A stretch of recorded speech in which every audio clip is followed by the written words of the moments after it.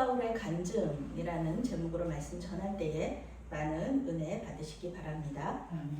오늘의 핵심 주제는 하나님은 구원받은 자를 통해 다른 사람을 구원하기를 원하신다.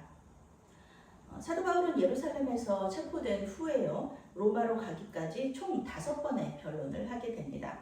유대 군중들 앞에서, 또 사내들인 공회 앞에서, 또 벨릭스 총독 앞에서, 또 베스도 총독 앞에서, 그리고 마지막으로 이제 아그리빠 왕 앞에서 자신을 변론하게 됩니다. 오늘 말씀이 바로 아그리빠 왕 앞에서 한 5번째 변론이면서 마지막 변론입니다. 이 변론을 마지막으로 이제 사도 바울은 로마로 가게 되죠.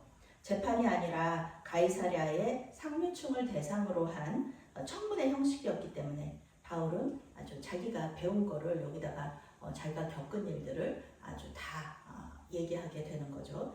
가장 길고 상세하며 논리적으로 변론하게 됩니다.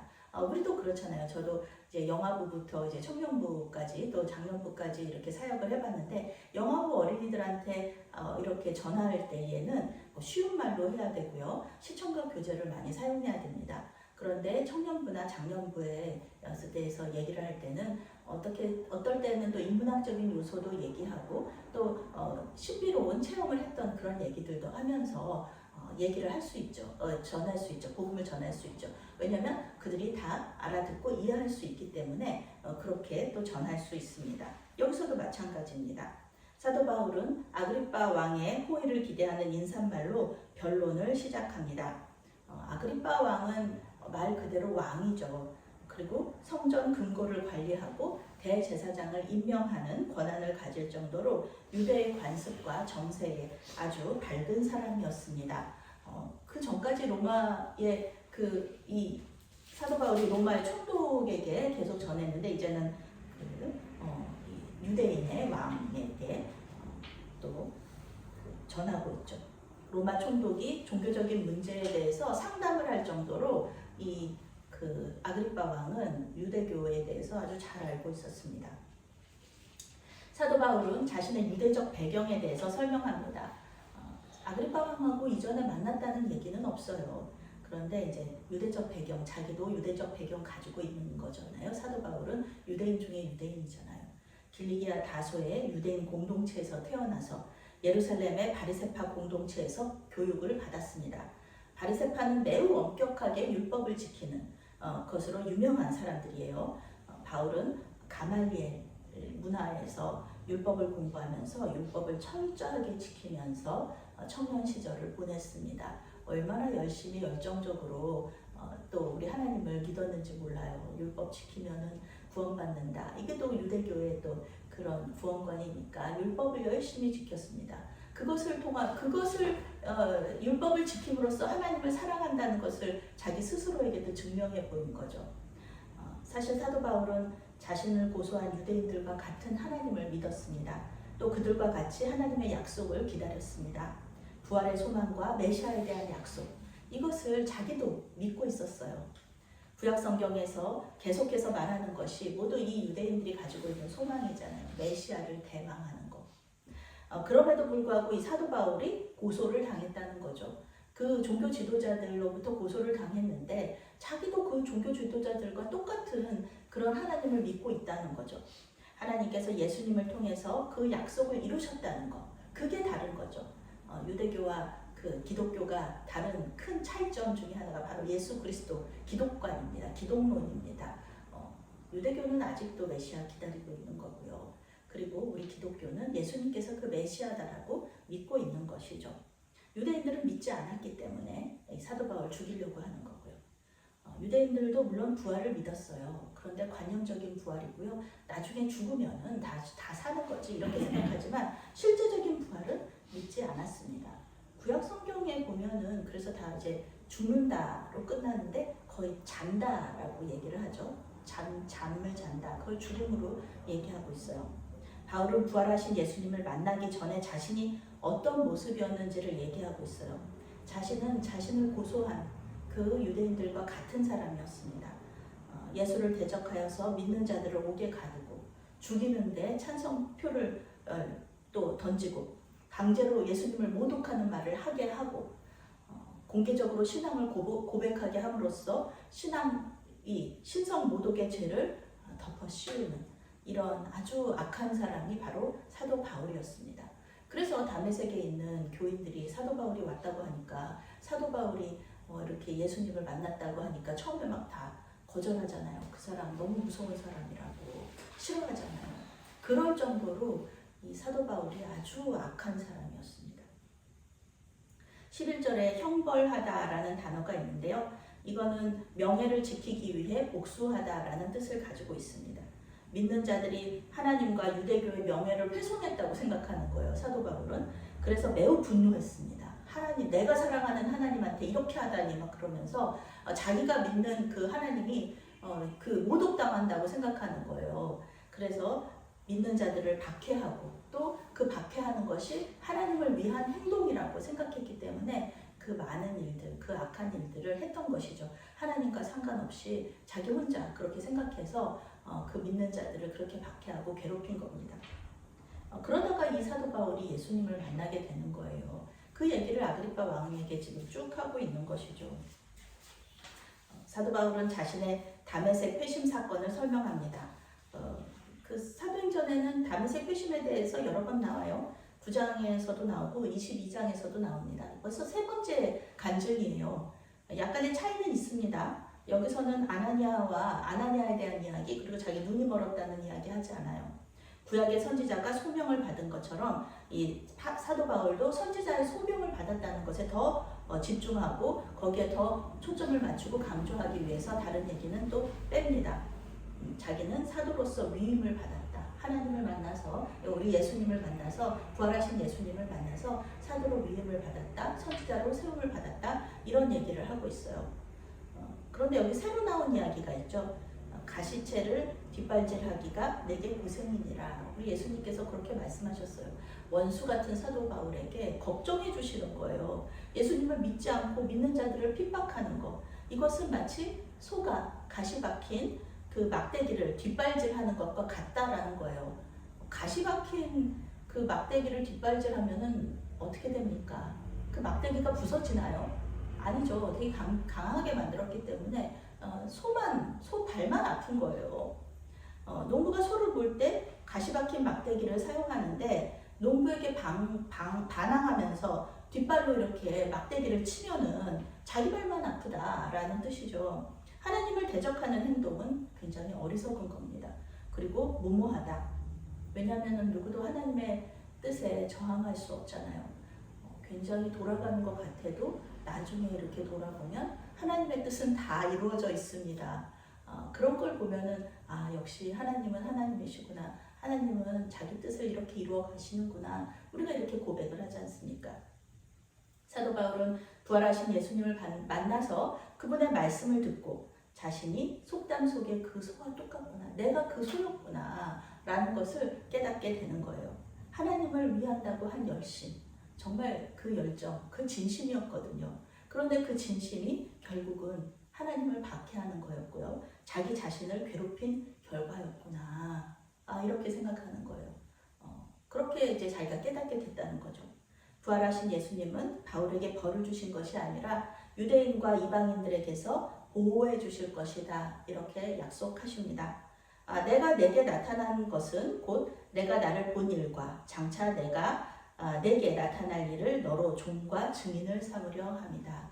이렇게 말씀하세요. 종과 증인이다 라는 것이죠. 지금까지 사도 바울이 하나님의 종처럼 살았다고 하지만 아니거든요. 자기의 사상, 자기의 신학의 종으로 살았던 거거든요.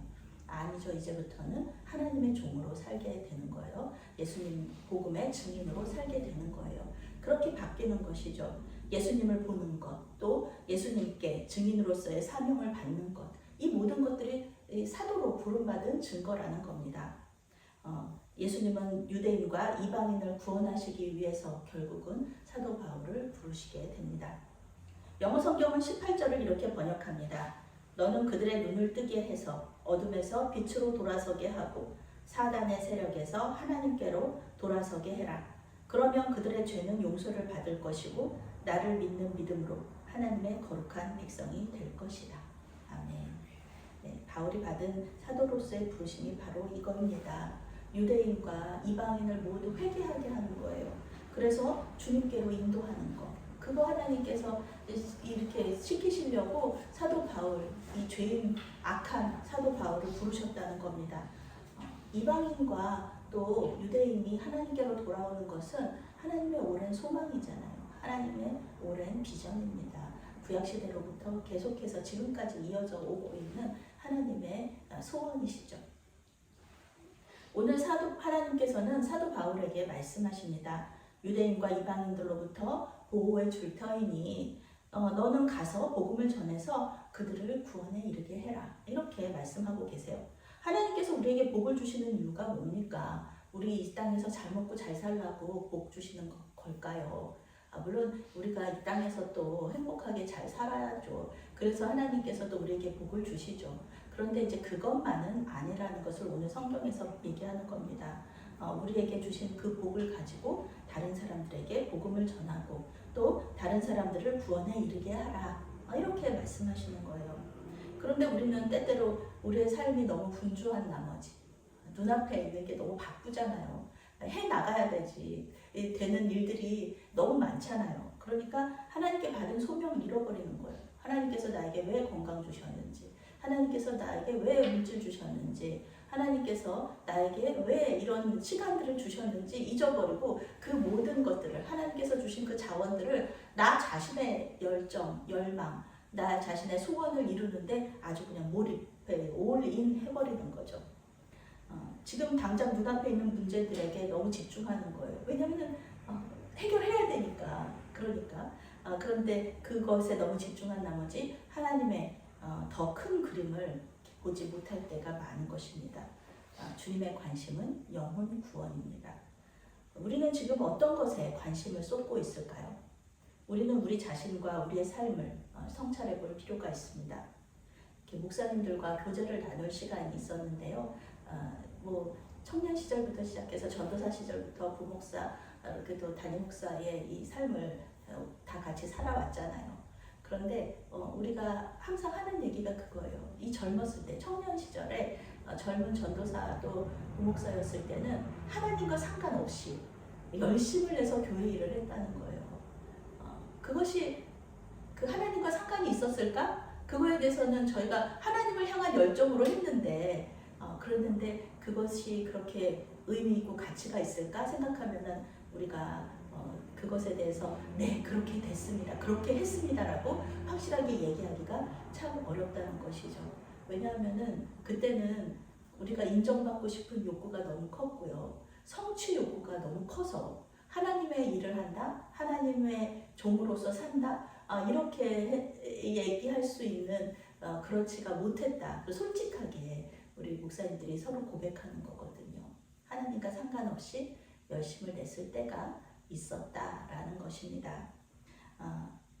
이 사도 바울처럼 이렇게 자기의 그 성취 욕구, 인정 욕구, 또 자기의 신학을 이렇게 만족시키려고 하나님과 상관없이 옳다는 일에, 자기가 생각하기에 옳은 일에 이렇게 몰두해서 또 죄가 죄인지도 모르고 하나님을 박해했던 이런 사도 바울처럼 우리도 그 모습이 분명히 있다는 것이죠.